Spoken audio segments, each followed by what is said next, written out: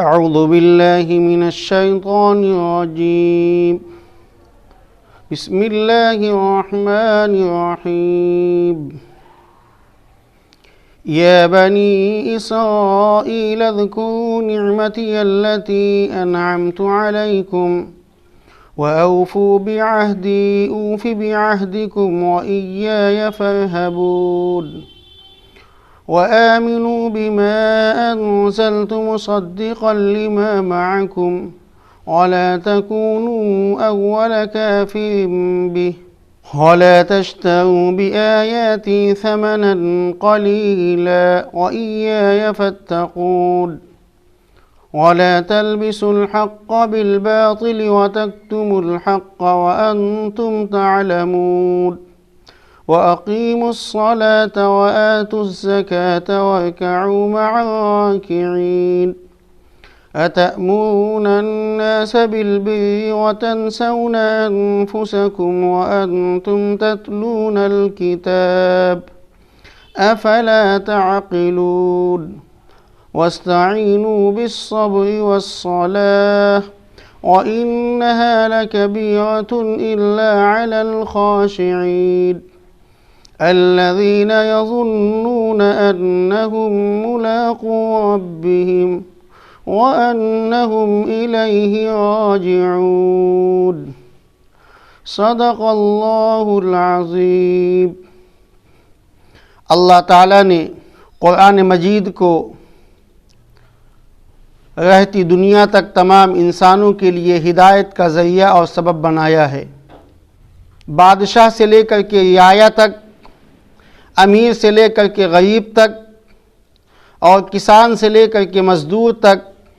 عرب سے لے کر کے عجم تک، اور شمال سے لے کر کے جنوب تک، ہر انسان کی ہدایت اور اس کی کامیابی اس قرآن مجید کے اندر موجود ہے۔ بادشاہوں کے لیے بھی اس کے اندر قانون ہیں، رعایا کے لیے اس کے اندر قانون ہیں، مزدوروں کے لیے اصول ہیں، دکانداروں کے لیے اصول ہیں۔ اللہ تعالیٰ نے قرآن مجید کو تمام انسانوں کی ہدایت کا ذریعہ بنایا ہے۔ اللہ تعالیٰ نے اس سے پہلے اہل ایمان کا، اہل کفر کا، اہل نفاق کا تذکرہ کیا ہے، اور اس کے بعد میں تمام انسانوں کو مخاطب فرمایا ہے کہ یا ایھا الناس اعبدوا ربکم الذی خلقکم، کہ اے لوگوں اس پروردگار کی عبادت کرو جس نے تم کو پیدا کیا، جس نے تم کو وجود بخشا۔ تمام انسانوں کو اللہ تعالیٰ نے یہاں پر مخاطب کیا ہے۔ ان آیات کے اندر اللہ تعالیٰ نے ایک خاص قوم، ایک خاص برادری جس کو ہم اور آپ بنی اسرائیل کہتے ہیں، اللہ تعالیٰ نے اس کو مخاطب کیا ہے۔ بنی اسرائیل یہ وہ قوم ہے جس کا تذکرہ قرآن مجید کے اندر بھرا ہوا ہے، اور اللہ نے اس کا ایسا تذکرہ کیا کہ شاید کہ کوئی پارہ قرآن مجید کا چھوٹا ہو، ورنہ ہر پارے کے اندر بنی اسرائیل کا تذکرہ موجود ہے۔ بنی اسرائیل یہ وہ لوگ ہیں جو آج یہودی کہلاتے ہیں۔ بنی اسرائیل کے سلسلے میں کتابوں کے اندر موجود ہے کہ حضرت یعقوب علیہ السلام کی یہ اولادوں میں سے ہیں۔ بنی اسرائیل کی تاریخ یہ بتلاتی ہے کہ حضرت ابراہیم علیہ السلام کے دو بیٹے تھے، ایک کا نام تھا اسماعیل اور دوسرے کا نام تھا اسحاق۔ حضرت ابراہیم علیہ السلام نے حضرت اسماعیل کو جو علاقہ سونپا تھا اور جس علاقے میں ان کو بسایا تھا، وہ بیت اللہ کا یعنی مکہ مکرمہ کا وہ علاقہ تھا۔ جب اللہ تعالیٰ نے دونوں بیٹے دیے تو آپ نے یعنی حضرت ابراہیم علیہ السلام نے اس کے اوپر اللہ کا شکر ادا کیا اور فرمایا کہ الحمدللہ الذی وہب لی علی الکبر اسماعیل و اسحاق، کہ تمام تعریفیں اس پروردگار کے لیے ہیں کہ جس نے بڑھاپے کی حالت میں، کمزوری کی حالت میں آخری وقت میں مجھے اسماعیل اور اسحاق عطا کیے ہیں۔ تو حضرت ابراہیم علیہ السلام کے 2 بیٹے تھے اور دونوں بیٹوں کو مسجدوں کو آباد کرنے کے لیے وقف کر دیا۔ حضرت اسماعیل علیہ السلام کے لیے وہ جگہ متعین فرمائی جہاں پر آج بیت اللہ موجود ہے، سب اس کے واقعے کو جانتے ہیں۔ اور دوسرا بیٹا جن کو اسحاق کہا جاتا ہے، حضرت ابراہیم علیہ السلام نے ان کو مسجد اقصی کے لیے وقف کر دیا، بیت المقدس کی آبادی کے لیے، کہ اس علاقے کو تمہیں دیکھنا ہے اور بیت اللہ کے علاقے کو اسماعیل کو دیکھنا ہے۔ تو حضرت اسحاق علیہ السلام فلسطین کے اندر ہیں، بیت المقدس کے اندر ہیں، یروشلم کے اندر ہیں، وہاں پر آبادی کی فکر کر رہے ہیں، لوگوں کو اللہ کی طرف بلا رہے ہیں، لوگوں کو اللہ کے دین کی باتوں کو سمجھا رہے ہیں۔ اور ادھر مکہ مکرمہ کے اندر حضرت اسماعیل علیہ السلام بیت اللہ کی آبادی کی فکر میں ہیں۔ حضرت اسحاق علیہ السلام سے جو نسل چلتی ہے اس کو بنی اسرائیل کہا جاتا ہے، اور حضرت اسماعیل علیہ السلام سے جو نسل چلتی ہے اس کو بنو اسماعیل کہا جاتا ہے۔ تو اللہ تعالیٰ نے ان بنی اسرائیلیوں کے اوپر اتنے احسانات فرمائے ہیں، اتنا فضل فرمایا ہے، جس کا اللہ تعالیٰ نے قرآن مجید کے اندر تذکرہ کیا ہے۔ اس قوم کے اندر اللہ تعالیٰ نے پے در پہ نبی بھیجے ہیں، اس قوم کے اندر اللہ تعالیٰ نے بادشاہت کو جاری اور ساری کر دیا ہے کہ وَإِذْ قَالَ مُوسَىٰ لِقَوْمِهِ يَا قَوْمِ اذْكُرُوا نِعْمَةَ اللَّهِ عَلَيْكُمْ إِذْ جَعَلَ فِيكُمْ أَنْبِيَاءَ وَجَعَلَكُمْ مُلُوكًا، کہ اے لوگوں اللہ کی ان نعمتوں کو یاد کرو کہ اللہ تعالیٰ نے تمہارے درمیان میں نبیوں کو پیدا کیا ہے، 1-2 نبی نہیں بلکہ ہزار نبی اس قوم کے اندر، اس قبیلے کے اندر، اس برادری کے اندر، اس جماعت کے اندر اللہ تعالیٰ نے پیدا فرمائے ہیں، ہزار نبی۔ وَجَعَلَكُمْ مُلُوكًا، اللہ تعالیٰ نے تم کو بادشاہت عطا فرمائی ہے۔ وَآتَاكُمْ مَا لَمْ يُؤْتِ أَحَدًا مِّنَ الْعَالَمِينَ، اللہ تعالیٰ نے تم کو اپنی وہ نعمتیں میسر فرمائی ہیں جو دنیا کے اندر اللہ نے کسی کو نہیں دی ہیں۔ تو لہذا ان نعمتوں کو یاد کرو، ان نعمتوں کے اوپر اللہ کا شکر ادا کرو، ان نعمتوں کے شکرانے پر اللہ کے سامنے جھک جاؤ۔ بنی اسرائیل حضرت یعقوب علیہ السلام کی اولاد، حضرت اسحاق علیہ السلام کی اولاد، اللہ کے نبی صلی اللہ علیہ وسلم کی بعثت سے پہلے یہ آخری نبی کی دیدار کی تمنا کیا کرتے تھے کہ اللہ تعالیٰ اس آخری نبی کو بھیجے گا، امام الانبیاء، محبوب کبریا، نبی آخر الزماں دنیا کے اندر آئیں گے، ہم ان کا دیدار کریں گے، ہم ان کے ہاتھوں کے اوپر ایمان لے آئیں گے، ان کی باتوں کو مان لیں گے، ان کی کتاب کے اوپر عمل کریں گے۔ لیکن میرے بھائی، جس وقت اللہ تعالیٰ نے نبی آخر الزماں کو بنی اسماعیل کے اندر پیدا فرمایا، بنی اسرائیل کے اندر پیدا نہیں فرمایا، یعنی حضرت اسماعیل علیہ السلام کی نسل کے اندر جب پیدا فرمایا تو یہی بنی اسرائیل، یہی یہودی جو آپ کے آنے کی تمنا کیا کرتے تھے، یہ تمام کے تمام سب منکر ہو گئے۔ اور ان لوگوں نے یہ بات کہی کہ نبی ہمارے درمیان میں آتے تھے، ہزار نبی ہمارے درمیان میں آئے ہیں، ہماری قوم کے اندر آئے ہیں، ہماری برادری کے اندر آئے ہیں، لیکن نبوت کی جو آخری اینٹ تھی، نبوت کی جو آخری انتہا تھی، نبوت کی جو آخری شخصیت تھی، جس کی شریعت قیامت تک چلنا تھی، اللہ تعالیٰ نے اس شخصیت کو بنی اسماعیل کے اندر کیوں پیدا فرما دیا؟ حقدار تو اس کے ہم تھے، یہ آخری نبی آتا تو ہمارے درمیان آتا۔ اس وجہ سے یہ لوگ حسد کی وجہ سے، بغض کی وجہ سے، عناد کی وجہ سے، دشمنی کی وجہ سے، یہ تمام کے تمام لوگ اللہ کے نبی صلی اللہ علیہ وسلم سے دشمنی کے اوپر آمادہ ہو گئے اور آپ کی شریعت کو نہیں مانا، آپ کی بات کو نہیں مانا۔ یہودی حضرت موسیٰ علیہ السلام کو مانتے ہیں، حضرت عیسیٰ کو نہیں مانتے ہیں۔ نصارہ حضرت عیسیٰ علیہ السلام کے اوپر ایمان رکھتے ہیں، حضرت موسیٰ کو نہیں مانتے ہیں۔ لیکن ہمارا اور آپ کا معاملہ یہ ہے کہ ہم کو قرآن مجید نے بتلایا ہے لا نفرق بین احد من رسلی، کہ ہم رسولوں کے درمیان میں، ہم پیغمبروں کے درمیان میں کوئی تفریق نہیں کرتے۔ ہم آدم کو بھی مانتے ہیں، ہم نوح کو بھی مانتے ہیں، ہم یحییٰ کو بھی مانتے ہیں، ہم زکریا کو بھی مانتے ہیں، ہم موسیٰ کو بھی مانتے ہیں، ہم ابراہیم کو بھی مانتے ہیں، ہم اسماعیل کو بھی مانتے ہیں، ہم یسع کو بھی مانتے ہیں، ہم یونس کو بھی مانتے ہیں، ہم موسیٰ کو بھی مانتے ہیں، ہم عیسیٰ کو بھی مانتے ہیں، اور آخر میں امام الانبیاء حضرت محمد مصطفیٰ صلی اللہ علیہ وسلم کی تصدیق کرتے ہیں، آپ کی رسالت کا اقرار کرتے ہیں۔ لا نفرق بین احد من رسلی، ہم رسولوں کے درمیان میں تفریق نہیں کرتے۔ ہم تو تمہارے پیغمبروں کو یعنی موسیٰ کو بھی مانتے ہیں، ہم تو تمہارے پیغمبروں کو یعنی عیسیٰ کو بھی مانتے ہیں، لیکن تم ہمارے پیغمبر حضرت محمد مصطفیٰ صلی اللہ علیہ وسلم کو کیوں نہیں مانتے؟ ہمارا ایمان بغیر اس کے مکمل نہیں ہو سکتا ہے جب تک کہ ہم تمام پیغمبروں کے اوپر ایمان نہ لے آئیں۔ آمنت باللہ وملائکتہ وکتبہ ورسلہ، بندہ اس بات کا اقرار کرتا ہے تو یہ یہودی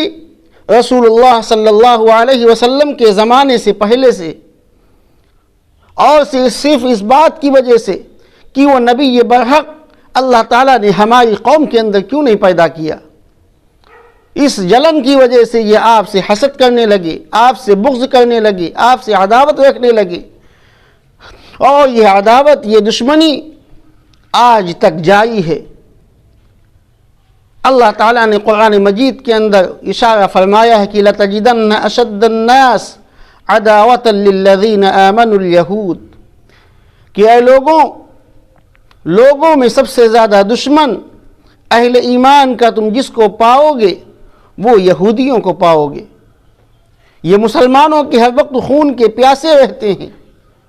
مسلمانوں کو کاٹنے کے اوپر اور ان کے مارنے کے اوپر یہ تلے رہتے ہیں۔ اللہ تعالیٰ نے دوسری جگہ کے اوپر ارشاد فرمایا کہ وَلَن تَرْضَ عَنْكَ الْيَهُودُ وَلَا النَّصَارَى حَتَّى تَتَّبِعَ مِلَّتَهُمْ، کہ اے مسلمانوں، اے اللہ کے بندو، اے رسول اللہ کی رسالت کا اقرار کرنے والوں، یہ یہودی تم سے ہرگز راضی نہیں ہوں گے جب تک کہ تم ان کی ملت کی اتباع نہ کر لو، ان کے دین کو تسلیم نہ کر لو، یہ تم سے ہرگز راضی نہیں ہو سکتے۔ کہ یہودی مسلمانوں کے سب سے بڑے دشمن ہیں۔ آج ہم انہی دشمنوں کی نقالی کرتے ہیں، آج ہم انہی دشمنوں کا پہناوا پہنتے ہیں، آج ہم انہی دشمنوں کے رنگ و روپ کو اختیار کیے ہوئے ہیں، آج ہم انہی دشمنوں کے نقش قدم پر چلتے ہیں، آج ہم انہی دشمنوں کے طور و طریقوں کو اپنائے ہوئے ہیں، آج ہم انہی دشمنوں کے لائی ہوئی اور بنائی ہوئی چیزوں کو اپنے گھروں کے اندر رکھے ہوئے ہیں اور ان چیزوں سے اپنے گھروں کو رونق بخش رہے ہیں۔ ہم ان کے نقش قدم پر چل رہے ہیں اور سوچتے ہیں کہ اللہ تعالیٰ ہمیں عزت دے دے، ہمیں بلندی دے دے، ہمیں اونچا مرتبہ دے دے۔ جب دشمنوں سے کوئی شخص ہاتھ ملاتا ہے تو سوائے ذلت اور رسوائی کے اس کو کچھ نہیں ملتا ہے۔ اللہ تعالیٰ نے انہی بنی اسرائیلیوں کا تذکرہ کیا ہے کہ یا بنی اسرائیل، اے بنی اسرائیل، اذکروا نعمتی التی انعمت علیکم، میری ان نعمتوں کو یاد کرو جو میں نے تمہارے اوپر کی ہیں۔ وہ نعمتیں یہی تھیں کہ اللہ تعالیٰ نے اس قوم کے اندر پیغمبروں کو بھیجا، بادشاہت عطا فرمائی، اور ایسی نعمتیں اللہ تعالیٰ نے عطا فرمائی جو دنیا کے اندر کسی کو نہیں دی گئیں۔ یہ قوم جب چلتی تھی تو بادل اس کے اوپر سایہ کیے رہتا تھا، جہاں جہاں جاتے تھے وہاں وہاں بادل ساتھ ساتھ چلتا تھا، تاکہ ان اللہ کے بندوں کو کسی قسم کی دشواری نہ ہو، کسی قسم کی دقت نہ ہو، کسی قسم کی پریشانی نہ ہو، دھوپ نہ لگنے پائے، پریشان نہ ہونے پائیں۔ بادل ان کے اوپر سایہ کیے رہتا تھا اور یہ اسی سائے میں اپنے سفر کو طے کیا کرتے تھے۔ وَظَلَّلْنَا عَلَيْهِمُ الْغَمَامَ وَأَنزَلْنَا عَلَيْهِمُ الْمَنَّ وَالسَّلْوَىٰ، اللہ تعالیٰ نے اس قوم کے لیے آسمان سے کھانے کو نازل کیا۔ حضرت موسیٰ کے پاس آتے ہیں اور کہتے ہیں کہ اے موسیٰ، آپ اپنے رب سے دعا کر دیجئے کہ ہم کما نہیں سکتے ہیں، ہم کام نہیں کر سکتے ہیں، ہم اپاہج ہو چکے ہیں، ہم لاچار ہو چکے ہیں، اپنے پروردگار سے ہمارے لیے دعا کر دیجئے کہ آسمان سے ہمارے لیے کھانے کو نازل فرما دے۔ اللہ تعالیٰ نے اس قوم کے اوپر ایسا فضل کیا کہ آسمان سے من و سلوہ نازل کیا، آسمان سے دسترخوان کو نازل کیا، بٹیریں آسمان سے آتی تھیں اور ایک درخت کے اوپر بیٹھ جاتی تھیں، اور ان میں سے کوئی شخص اس درخت کے اوپر جاتا تھا اور اس کو پکڑتا تھا، نہ بھونجنے کی ضرورت، نہ پکانے کی ضرورت، نہ ذبح کرنے کی ضرورت، ان بٹیروں کو کھا لیا کرتا تھا۔ اس طریقے سے اللہ تعالیٰ نے اپنی نعمتوں سے، اپنی برکتوں سے اس قوم کو نوازا ہے۔ پانی کا معاملہ آتا ہے، پیاس ہوتی ہے، حضرت موسیٰ کے پاس آتے ہیں اور کہتے ہیں کہ اے موسیٰ، اپنے پروردگار سے ہمارے لیے دعا کر دیجئے کہ ہمارے لیے زمین سے پانی کو نکال دے۔ حضرت موسیٰ علیہ السلام اپنا عصا پتھر کے اوپر مارتے ہیں، فَانْبَجَسَتْ مِنْهُ اثْنَتَا عَشْرَةَ عَيْنًا قَدْ عَلِمَ كُلُّ أُنَاسٍ مَشْرَبَهُمْ، زمین سے پانی کے چشمے جاری ہو جاتے ہیں۔ اس طریقے سے اللہ تعالیٰ نے اس قوم کے اوپر انعام کیا، اور پھر جب یہ کھا کھا کر کے تھک گئے تو حضرت موسیٰ علیہ السلام سے پھر کہنے لگے کہ اے موسیٰ، لَن نَصْبِرَ عَلَى طَعَامٍ وَاحِدٍ فَادْعُ لَنَا رَبَّكَ يُخْرِجْ لَنَا مِمَّا تُنْبِتُ الْأَرْضُ مِنْ بَقْلِهَا وَقِثَّائِهَا وَفُومِهَا وَعَدَسِهَا وَبَصَلِهَا کہ اے موسیٰ، اب بہت ہو چکا ہے، ہم نے اچھے اچھے کھانے بہت کھا لیے ہیں، اب ہم ایک کھانے کے اوپر اکتفا نہیں کریں گے۔ ایک زمانہ ہو چکا بٹیرے کھاتے کھاتے، ایک زمانہ ہو چکا آسمان کا دسترخوان اترتا تھا اس کو کھاتے کھاتے، لہذا اب ہم اس کو نہیں کھائیں گے۔ لہذا اپنے پروردگار سے آپ دعا کیجئے کہ ہمارے لیے لہسن، پیاز، ادرک، دال، مولی، اس طریقے کی چیزیں ہمارے لیے نکال دے۔ حضرت موسیٰ علیہ السلام نے ارشاد فرمایا کہ اتستبدلون الذی هو ادنی بالذی هو خیر، کہ اے لوگوں، کیا اللہ کی ان نعمتوں کو تم بدلنا چاہتے ہو جو بہتر چیزیں ہیں؟ ان بہتر چیزوں کے بدلے میں گھٹیا چیزوں کو پسند کر رہے ہو۔ ایک وہ کھانا ہے جو جنت سے آ رہا ہے، اور ایک وہ کھانا ہے جو زمین سے نکل رہا ہے، ان میں بہتر کون سا ہے؟ وہ جنت والا کھانا چھوڑ کر کے تم زمین کا کھانا پسند کر رہے ہو۔ اگر تم کو زمین کا کھانا چاہیے، زمین پر اگنے والی چیزیں چاہیے، اہبطوا مصرا فإن لکم ما سألتم، تم مصر کی جانب نکل جاؤ اور تمہارے لیے وہ تمام چیز وہاں پر موجود ہے جس کا تم سوال کرتے ہو۔ اس طریقے سے اس قوم نے اللہ کی نعمتوں کی ناشکری کی، اللہ کی باتوں کو نہ مانا، پیغمبروں کو اس قوم نے قتل کر دیا، پیغمبروں کو ذبح کر دیا، اور اس کا انجام یہ ہوا کہ ضربت علیہم الذلۃ والمسکنہ، اللہ تعالیٰ نے ذلت کو، مسکنت کو اور پھٹکار کو اور اپنے غضب اور اپنے غصے کو اس قوم پر مسلط کر دیا۔ اللہ تعالیٰ نے ارشاد فرمایا کہ اے بنی اسرائیل، میری ان نعمتوں کو یاد کرو جو میں نے تمہارے اوپر کی ہیں، وَأَوْفُوا بِعَهْدِي، میرے وعدے کو پورا کرو، میرے پیغمبر پر ایمان لاؤ، میرے نبی کی رسالت کا اقرار کرو۔ اوفی بعہدکم، میں تمہارے وعدے کو پورا کروں گا، میں تمہیں جنت دوں گا، میں تم سے راضی ہو جاؤں گا، میں تم سے خوش ہو جاؤں گا۔ وَإِيَّايَ فَارْهَبُونَ، اور مجھ سے ہی ڈرو۔ وَآمِنُوا بِمَا أَنزَلْتُ مُصَدِّقًا لِمَا مَعَكُمْ، اور ایمان لے آؤ اس چیز کے اوپر جو میں نے نازل کی، یعنی قرآن مجید کو مان لو، قرآن مجید کی باتوں کو مان لو۔ مصدقا لما معکم، اور یہ قرآن تصدیق کرتا ہے اس چیز کی جو تمہارے پاس ہے، یعنی توریت۔ وَلَا تَكُونُوا أَوَّلَ كَافِرٍ بِهِ، اور پہلے کافر مت بنو، کیونکہ جو شخص پہلے کفر اختیار کرتا ہے اس کے بعد میں اس راستے کو جتنے لوگ چنیں گے، تو جن لوگوں نے اس راستے کو چنا ہے تو ان کو تو گناہ ہوگا ہی ہوگا، لیکن اس راستے کو سب سے پہلا جو کفر کرنے والا ہے، ان سب کا عذاب اس پہلے کفر کرنے والے کے سر کے اوپر ڈال دیا جائے گا۔ یہی حال ہے اسلام کے اندر اچھا راستہ اختیار کرنے کا، اچھا طریقہ اختیار کرنے کا، کہ جو شخص کسی اچھے طریقے کو رائج کرے گا، جو شخص کسی اچھے طریقے کا انتخاب کرے گا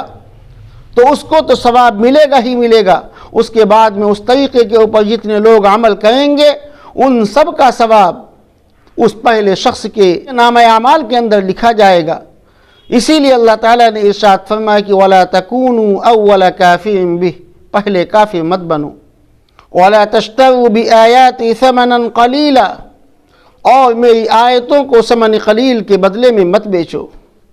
ثمن قلیل تھوڑی سی پونجی کے بدلے میں، چند ٹکوں کے لیے، ذرا سی دنیا کی نفع کے لیے، ذرا سے پیٹ کے لیے، ذرا سی روزی روٹی کے لیے میری آیتوں کو مت بیچو۔ علماء یہود کا یہ معاملہ ہوا کرتا تھا کہ اللہ کے نبی صلی اللہ علیہ وسلم کی جو نشانیاں توریت کے اندر موجود تھیں، جب عوام ان کے پاس آتے تھے تو عوام ان کو پیسہ دیا کرتے تھے کہ اللہ کے نبی صلی اللہ علیہ وسلم کی نشانیوں کو توریت سے دیکھ کر کے ہمیں بتا دیا جائے۔ تو ظاہر سی بات ہے کہ یہ جو علماء تھے، جو توریت کو پڑھے ہوئے تھے، توریت کے عالم تھے، تو یہ توریت میں سے اللہ کے نبی صلی اللہ علیہ وسلم کی نشانیوں کو چھپا لیا کرتے تھے، ان نشانیوں کو بتاتے نہیں تھے، کیونکہ ان کو معلوم تھا کہ اگر نبی آخر الزماں کی جو نشانیاں توریت کے اندر موجود ہیں، اگر ہم نے ان نشانیوں کو بتا دیا تو یقیناً یہ ہم سے دور ہو جائیں گے، یہ ہم سے کٹ جائیں گے، اور اس نبی کے اوپر ایمان لے آئیں گے جس نبی کی نشانیاں توریت کے اندر موجود ہیں۔ ہمارے پاس جو پیسہ آتا ہے ان کے ذریعے سے وہ پیسہ ختم ہو جائے گا، ہماری دکانیں بند ہو جائیں گی، ہماری روزی روٹی کا مسئلہ ختم ہو جائے گا، پیٹ کا معاملہ خراب ہو جائے گا۔ اس طریقے سے علماء یہود اللہ کے نبی صلی اللہ علیہ وسلم کی جو نشانیاں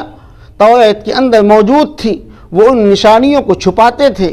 پیسہ لے لیا کرتے تھے، لیکن صحیح بات کو، حق بات کو نہیں بتلاتے تھے۔ اسی لیے اللہ تعالیٰ نے ارشاد فرمایا کہ وَلَا تَشْتَرُوا بِآيَاتِ ثَمَنًا قَلِيلًا، اے یہود کے علماء، میری آیتوں کو، میری نشانیوں کو چند ٹکوں کے لیے، چند پیسوں کے لیے، کچھ دیر دنیاوی نفع کے لیے، روزی روٹی کے لیے میری آیتوں کو مت بیچو۔ وَلَا تَشْتَرُوا بِآيَاتِ ثَمَنًا قَلِيلًا۔ آج کے وقت میں یہی آیات ہمارے معاشرے کے اندر بالکل فٹ بیٹھتی ہیں۔ علماء کرام نے لکھا ہے کہ جو شخص مسجد کی خدمت کرے، مسجد کے اندر اذان دے، مسجد کے اندر نماز پڑھائے، بچوں کو قرآن مجید پڑھائے، قرآن مجید کو سیکھے اور سکھلائے، بچوں کے کانوں میں اذان دے، نکاح خوانی کروائے، اور اسی طریقے سے دین کے جو دوسرے شعبے ہیں ان شعبوں میں اگر وہ کام کرتا ہے تو کیا وہ اس کے اندر داخل نہیں ہے کہ چند ٹکوں کے لیے اللہ کے کلام کو بیچا جا رہا ہے، چند ٹکوں کے لیے اللہ کے کلام کی خرید و فروخت ہو رہی ہے۔ وَلَا تَشْتَرُوا بِآيَاتِ ثَمَنًا قَلِيلًا، میری آیتوں کو چند ٹکوں کے لیے، چند پیسوں کے لیے مت بیچو۔ تو علماء متقدمین کا اس کے اوپر متفقہ فیصلہ ہے کہ قرآن مجید کی آیات کو بیچا نہیں جا سکتا ہے، قرآن مجید کا بدلہ نہیں لیا جا سکتا ہے، قرآن مجید کے لیے پیسہ نہیں لیا جا سکتا ہے۔ علماء متاخرین نے جب لوگوں کی بے حسی دیکھی، لوگوں کی دین سے بے رغبتی دیکھی، دین سے لوگوں کی نفرت دیکھی، تب اس وقت علماء متاخرین کو فکر لاحق ہوا کہ اگر یہی حال رہا تو چند سالوں کے اندر قرآن مجید کے حافظ ختم ہو جائیں گے، قرآن مجید کے پڑھنے اور پڑھانے والے ختم ہو جائیں گے، قرآن مجید کی تعلیم دینے والے ختم ہو جائیں گے، مسجدوں کے ائمہ نماز پڑھانے والے ختم ہو جائیں گے، کیا ہوگا؟ تو اس وقت کے علماء نے، یعنی علماء متاخرین نے یہ فتویٰ صادر کیا کہ نہیں، ایسے حالات کے اندر، ایسے وقت کے اندر ضرورت ہے اس بات کی کہ اس کی رقم کو متعین کر دیا جائے کہ جو شخص نماز کو پڑھائے گا اس کے لیے پیسہ دیا جائے گا، جو شخص قرآن مجید کو سیکھے گا اور سکھائے گا اس کے لیے پیسہ دیا جائے گا، جو شخص مسجد کے اندر اذان دے گا اس کو پیسہ دیا جائے گا، جو شخص بچے کے کان میں اذان دے گا اس کو پیسہ دیا جائے گا۔ ہمارا بچہ پیدا ہوتا ہے، ہم پروگرام بناتے ہیں کہ اس کو فلاں اسکول کے اندر ڈالیں گے، فلاں جگہ کے اوپر ڈالیں گے، یہ پیسے کی مشین بن جائے گا، پیسہ کما کر کے لا کر کے ہم کو دے گا۔ لیکن کیا ہم نے فکر کی کہ یہ اللہ کے کلام کو سمجھنے والا بن جائے، اللہ کے کلام کو پڑھنے والا بن جائے، عالم دین بن جائے، حافظ قرآن بن جائے، اللہ کے دین کی اشاعت کرنے والا بن جائے؟ ہم نے کیوں نہیں سوچا؟ صرف اور صرف اس لیے نہیں سوچا کہ ہمیں معلوم ہے کہ اس کے اندر کچھ نہیں ہے، اس کے اندر کوئی اجیت نہیں ہے۔ میرے بھائی، ائمہ کی قدر کرنے کی ضرورت ہے، فکر کرنے کی ضرورت ہے۔ اگر یہی حال رہا تو یقیناً ہماری مسجدوں کو آباد کرنے والا کوئی نہیں ملے گا۔ بے فکری ہے ہمارے اندر، بے توجہی ہے ہمارے اندر، ناقدری ہے ہمارے اندر۔ اگر ہم نے ان علماء کرام کی قدر نہ کی، ان حفاظ کرام کی قدر نہ کی، ان کی عظمت کو، ان کی اہمیت کو نہ پہچانا، میرے بھائی جو موجود ہیں یہ بھی ختم ہو جائیں گے۔ تو ضرورت اس بات کی ہے کہ ہم اپنے علماء کرام کی زیادہ سے زیادہ خدمت کریں، پیسے کے ذریعے سے بھی، جان کے ذریعے سے بھی اور مال کے ذریعے سے بھی۔ اگر ہم قدر کریں گے تو ان کے اندر ایک حوصلہ پیدا ہوگا، ان کے اندر ایک جذبہ پیدا ہوگا، ان کے اندر ایک شوق پیدا ہوگا۔ یہ تہیا کریں گے کہ ہم اپنے بچوں کو حافظ قرآن بنائیں گے، عالم دین بنائیں گے، قرآن کا مبلغ بنائیں گے، اللہ کے دین کو پھیلانے کے لیے دنیا کے اندر بھیج دیں گے۔ میں نے تو بارہا اس بات کو کہا ہے، مساجد کے اندر جا کر کے کہا ہے کہ اگر آج اور ہم اس بات کا تہیا کر لیں اور اس بات کا عزم مصمم کر لیں کہ ہم اپنے امام کو 20,000 سے 30,000 روپے تنخواہ دیں گے، تو خدا پاک کی قسم کھا کے کہا جا سکتا ہے ہر والدین کے اندر یہ جذبہ پیدا ہوگا، یہ شوق پیدا ہوگا کہ ہم بھی اپنے بچے کو حافظ قرآن بنائیں گے، ہم بھی اپنے بچے کو عالم دین بنائیں گے، ہم بھی اپنے بچے کو اللہ کے لیے وقف کر دیں گے، ہم بھی اپنے بچے کو دین کا مبلغ بنائیں گے، دین کی اشاعت کرنے والا بنائیں گے۔ آج ہم نے اس کو حقیر سمجھا ہے، اس لیے میرے بھائی اس کتاب سے قریب کوئی آنے کے لیے تیار نہیں ہے۔ اور ہمارا جو زبانی جمع خرچ کا دعویٰ ہے کہ یہ کتاب بڑی عظیم کتاب ہے، یہ صرف اور صرف زبانی ہے۔ اگر عظیم ہوتی آپ کے دل کے اندر تو یقیناً آپ اپنے امام کو، اپنے مؤذن کو اس کی قدر کرتے، اس کی اہمیت کو پہچانتے، اس کی عظمت آپ کے دل کے اندر ہوتی، اس کتاب کو حقیر نہ سمجھتے۔ اس کا بدل تو یقیناً کوئی نہیں دے سکتا ہے سوائے اللہ رب العزت کے، لیکن ہم اپنے امام کی خدمت تو کر سکتے ہیں۔ اللہ تعالیٰ نے ارشاد فرمایا کہ وَلَا تَشْتَرُوا بِآيَاتِي ثَمَنًا قَلِيلًا، میری آیتوں کو ثمن قلیل کے بدلے میں مت بیچو۔ تو علماء متاخرین نے بعد میں یہ فتاویٰ صادر کیا اور لکھا کہ علماء کی اس طریقے سے خدمت کی جائے۔ اللہ کے نبی صلی اللہ علیہ وسلم کے زمانے کے بعد کا زمانہ، یعنی حضرت عمر بن خطاب، حضرت ابوبکر صدیق، حضرت عثمان غنی، حضرت علی مرتضیٰ، یہ وہ دور ہیں جو خیر القرون کہلاتے ہیں، سب سے بہتر زمانہ کہلاتا ہے۔ ان زمانوں کے اندر، ان دوروں کے اندر ایک نظام ہوا کرتا تھا، بیت المال کا نظام، اور اس بیت المال کے ذریعے سے تمام مساجد کی خدمت کی جایا کرتی تھی، تمام مکاتب کو چلایا جاتا تھا۔ جو بھی مساجد کے اندر خرچ ہوتا تھا، مکتبوں کو یعنی بچوں کو پڑھنے اور پڑھانے میں جو کچھ اخراجات ہوتے تھے، وہ تمام کے تمام اخراجات بیت المال قبول کیا کرتا تھا۔ اسلامی حکومتیں اس کو قبول کیا کرتی تھیں، اور باقاعدہ امام کا وہی مقام ہوتا تھا، امام کی وہی عزت ہوتی تھی، قرآن کریم کو پڑھنے اور پڑھانے والے کا کہ وہی حیثیت ہوتی تھی جو بادشاہ وقت کی ہوا کرتی ہے، اس کی شان و شوکت وہی ہوتی تھی جو بادشاہ وقت کی ہوا کرتی تھی۔ وہ نظام ختم ہو گیا تو ظاہر سی بات ہے کہ جب وہ نظام ختم ہو گیا، وہ پیسہ جو بیت المال سے آتا تھا اس کا آنا بھی ختم ہو گیا۔ تو ظاہر سی بات ہے کہ اب جو اس شعبے سے لگے ہوئے ہیں، جو اس کام سے لگے ہوئے ہیں، ان کی ضرورتیں کیسے پوری ہوں؟ ان کے سینے کے اندر بھی ایک دھڑکتا ہوا دل ہے، ان کے بھی احساسات ہیں، ان کی بھی ضرورتیں ہیں،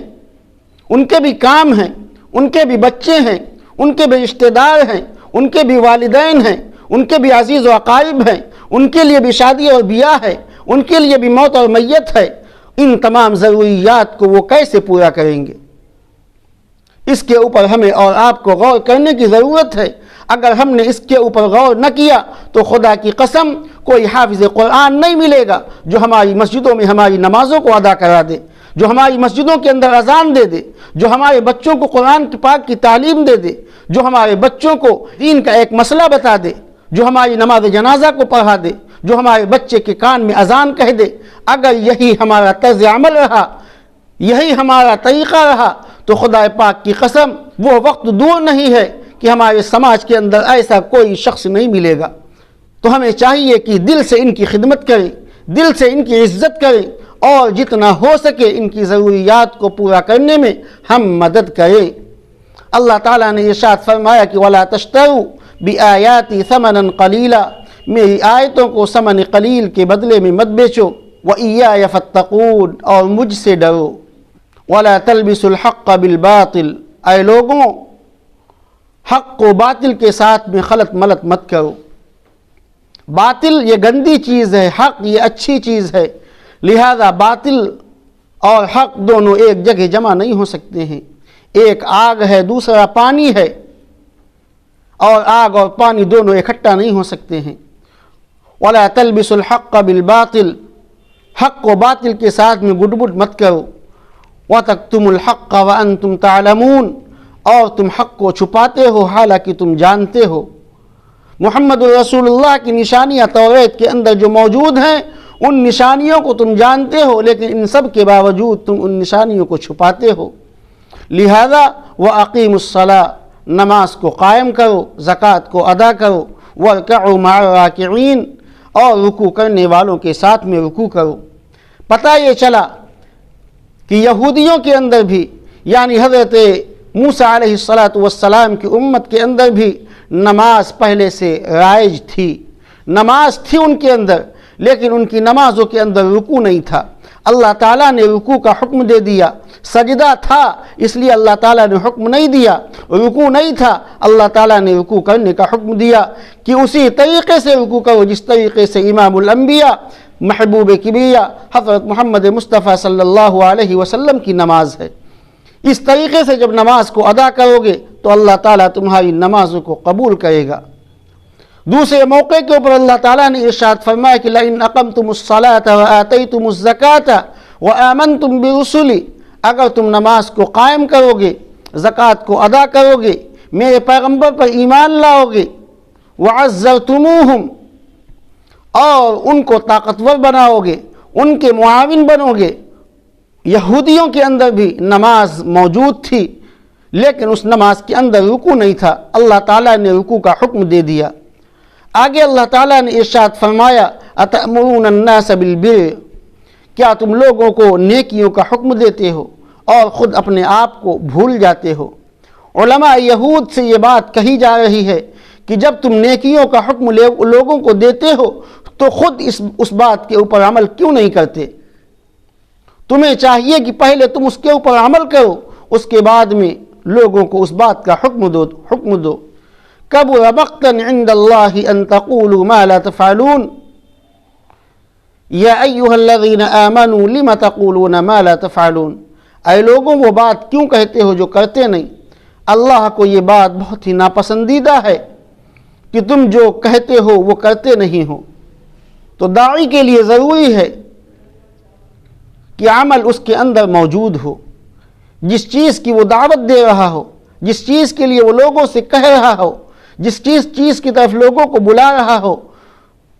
تو وہ عمل اس کے اندر موجود ہونا ضروری ہے۔ اس کے باوجود حکیم الامت مجدد ملت حضرت مولانا اشرف علی صاحب تھانوی رحمۃ اللہ علیہ نے ارشاد فرمایا کہ داعی کے لیے عمل ضروری ہے، عمل شرط نہیں ہے۔ داعی کے لیے عمل ضروری ہے، عمل شرط نہیں ہے۔ آپ یہ سوچیں کہ جب تک کہ ہم نماز پڑھ نہیں لیں گے یا پڑھیں گے نہیں اس وقت تک دوسروں کو دعوت نہیں دیں گے، نہیں، بلکہ آپ کہہ سکتے ہیں۔ اگر آپ نے نماز نہیں پڑھا ہے، روزہ نہیں رکھا ہے، حج نہیں کیا ہے، زکوٰۃ نہیں دیا ہے، تو آپ اس کے لیے کہہ سکتے ہیں۔ ہو سکتا ہے کہ اسی کی برکت سے اللہ تعالیٰ بھی آپ کو اس عمل کے اوپر کھڑا کر دے۔ تو انسان کو کہتے رہنا چاہیے۔ تو داعی کے لیے عمل ضروری ہے، شرط نہیں ہے۔ اللہ تعالیٰ نے ارشاد فرمایا کہ وَتَنْسَوْنَ أَنفُسَكُمْ، اپنے آپ کو بھول جاتے ہو، وَأَنْتُمْ تَتْلُونَ الْكِتَابَ، اور تم تو کتاب کی تلاوت کرتے ہو، کتاب کو پڑھتے ہو۔ أَفَلَا تَعْقِلُونَ، کیا تم لوگ سمجھتے نہیں؟ تمہارے اندر کیا شعور نہیں ہے؟ وَاسْتَعِينُوا بِالصَّبْرِ وَالصَّلَاةِ، صبر کے ذریعے سے، نماز کے ذریعے سے اللہ سے مدد طلب کرو۔ یہ دو چیزیں ایسی ہیں جو اللہ کی رحمت کے نزول کا سبب ہیں۔ ان کی وجہ سے اللہ کی رحمت نازل ہوتی ہے، اللہ کی برکت نازل ہوتی ہے۔ اللہ سے مدد طلب کرو صبر کے ذریعے سے اور نماز کے ذریعے۔ صبر کیا چیز ہے؟ صبر یہ ہے کہ اپنے موقف کے اوپر جم جانا، اپنی بات کے اوپر اٹل ہو جانا، نیکیوں کے اوپر جم جانا، اللہ کے احکامات کے اوپر ثابت قدمی دکھانا، اور اللہ نے جن چیزوں سے منع کیا ہے ان چیزوں سے رک جانا، یہ صبر ہے، اس کو صبر کہتے ہیں۔ صبر یہ نہیں ہے اردو والا کہ اگر کسی نے آپ کو گالی دے دی تو خاموشی کے ساتھ کھڑے ہیں، یہ اردو کا صبر ہے، عربی کا صبر نہیں ہے۔ عربی کے اندر صبر کے معنی آتے ہیں کہ اپنے موقف پر جم جانا، اپنی بات پر اٹل رہنا کہ ہم نے یہی بات کہی ہے اور جب تک کی سانس رہے گی یہی بات کہتے رہیں گے۔ وَاسْتَعِينُوا بِالصَّبْرِ وَالصَّلَاةِ، صبر کے ذریعے سے اور نماز کے ذریعے سے اللہ سے مدد طلب کرو۔ وَإِنَّهَا لَكَبِيرَةٌ إِلَّا عَلَى الْخَاشِعِينَ، اور یہ نماز بہت بھاری ہے، بڑی دشوار ہے، بڑی سخت چیز ہے، گھر سے نکلنے نہیں دیتی، بستر سے اٹھنے نہیں دیتی، لحاف سے باہر آنے نہیں دیتی، ایسی یہ سخت چیز ہے۔ لیکن یہ سخت چیز بھی إِلَّا عَلَى الْخَاشِعِينَ، ان لوگوں کے لیے بہت آسان ہے جو اللہ سے ڈرتے ہیں، اللہ سے تعلق رکھتے ہیں، اللہ کے کلام کی تلاوت کرتے ہیں، اللہ سے لو لگاتے ہیں، اللہ کے سامنے روتے ہیں، اللہ کے سامنے سجدہ کرتے ہیں، ان کے لیے یہ کوئی مشکل نہیں۔ یہ مشکل تو ان لوگوں کے لیے ہے جو اللہ سے دور رہتے ہیں، اللہ کی مسجدوں سے دور رہتے ہیں، اللہ کے احکامات سے دور رہتے ہیں، نبی کی سنتوں سے دور رہتے ہیں۔ اللہ تعالیٰ نے ارشاد فرمایا کہ وَإِنَّهَا لَكَبِيرَةٌ إِلَّا عَلَى الْخَاشِعِينَ، کہ یہ نماز بہت بھاری ہے مگر ان لوگوں کے اوپر دشوار نہیں جو اللہ سے ڈرتے ہیں۔ الَّذِينَ يَظُنُّونَ أَنَّهُمْ مُلَاقُو رَبِّهِمْ، جو گمان کرتے ہیں کہ ان کی پروردگار سے ان کی ملاقات ہوگی، اپنے پروردگار کی ملاقات کے لیے وہ خواہاں ہیں، خواہش مند ہیں۔ وَأَنَّهُمْ إِلَيْهِ رَاجِعُونَ، اور اسی کی طرف ان کو پلٹ کر جانا ہے۔ تو ان آیات کا خلاصہ یہ ہے کہ ہم یہود کی طرح نہ بنیں۔ جب اللہ تعالیٰ نے ان کے اوپر احسان کیا ہے تو اس کا شکرانہ یہ تھا کہ اللہ کی باتوں کو مان لیتے اور نبی آخر الزماں کی شریعت کو تسلیم کر لیتے اور اللہ کے سامنے جھک جاتے کہ اے اللہ بے پناہ آپ نے انعامات کیے ہیں، بے پناہ احسانات کیے ہیں، اس کا شکرانہ ہم اس طور پر ادا کرتے ہیں کہ آپ پر ایمان لاتے ہیں اور آپ کے نبی یہ برحق کی رسالت کا اقرار کرتے ہیں۔ لیکن جب انہوں نے اس بات کو نہ مانا اور رسول اللہ صلی اللہ علیہ وسلم کی شریعت سے انکار کیا تو اللہ تعالیٰ نے ذلت، رسوائی، مسکنت اور اپنا عذاب ان کے اوپر مسلط کر دیا اور رہتی دنیا تک بتا دیا کہ جو شخص بھی اللہ کی نافرمانی کرے گا، چاہے وہ کوئی بھی ہو،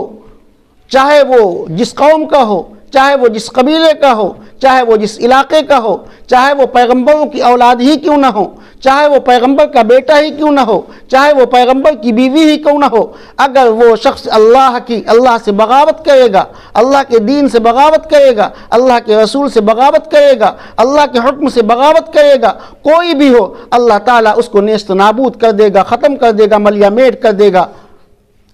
یہ اللہ تعالیٰ نے ہمیں اور آپ کو پیغام دیا ہے۔ اللہ سے دعا ہے کہ اللہ تعالیٰ ان تمام باتوں پر ہم سب کو عمل کی توفیق نصیب فرمائے۔ وآخر دعوانا ان الحمد للہ رب